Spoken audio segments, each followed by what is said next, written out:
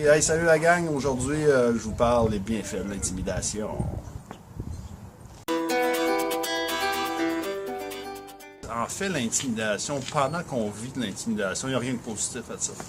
Parce que pendant qu'on est dans le problème, c'est là qu'on est dans la souffrance. Quand on sort de l'intimidation, quel bienfait peut-il y avoir? Le premier bienfait, c'est que si vous n'avez jamais été intimidé, vous n'avez jamais été poussé à bout, donc vous n'avez pas appris à mettre vos limites. Donc le premier bienfait de l'intimidation, après coup, c'est en fait vous apprenez à mettre vos limites. Moi, quand j'étais jeune, j'en ai vécu de l'intimidation, puis je peux vous dire que je remercie la vie de n'avoir vécu de l'intimidation, parce qu'aujourd'hui, il n'y a personne qui entre dans mon cercle sans qu'il soit invité. La deuxième chose, nos épreuves nous permettent de sculpter notre âme. Donc, c'est une épreuve qui peut être difficile, mais c'est des épreuves qui vous préparent pour votre futur, tant sur le marché professionnel que sur votre marché personnel. Et si vous venez vous sortez de l'intimidation, vous êtes dans l'intimidation, c'est super important, d'aller vous faire aider à créer votre système de limites. Les limites en dedans de vous autres, vous les connaissez probablement juste quand vous les dépassez. Alors, si vous les conscientisez, puis après ça, quand vous avez conscientisé votre limite, vous devez prévoir une action pour votre limite. Je vous donne un exemple.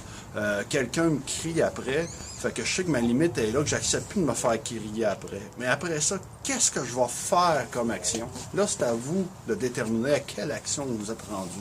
Parce qu'en fait, notre élastique de limite, il est à différentes longueurs avec chaque personne. Donc, vous avez à évaluer pour vous autres où vous êtes rendu dans votre limite et quelle action vous avez à poser. Si vous êtes à l'école, c'est vraiment... Là, vous connaissez le problème. En fait, c'est que quelqu'un qui veut vous intimider, il voit très bien que vous n'avez pas de limite, puis il va pouvoir entrer dans votre bulle. En fait, c'est de trouver un intervenant ou un coach, puis de déterminer vraiment ce que vous voulez faire. Vous voulez apprendre à mettre vos limites.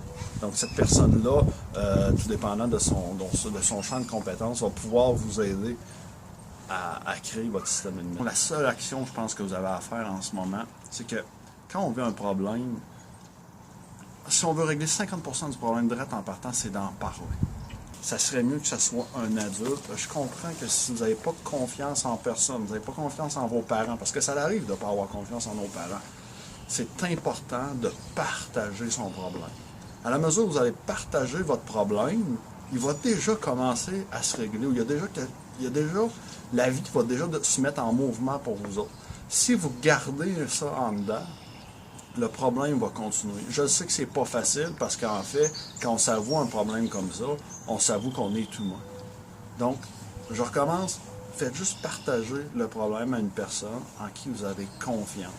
Si vous faites ça juste dans les prochains 6 mois, juste partager ça une fois, ça va déjà être une super action de fait. Puis après ça, créez votre équipe autour de vous autres. Créez votre équipe de gens de confiance pour vous tisser une toile.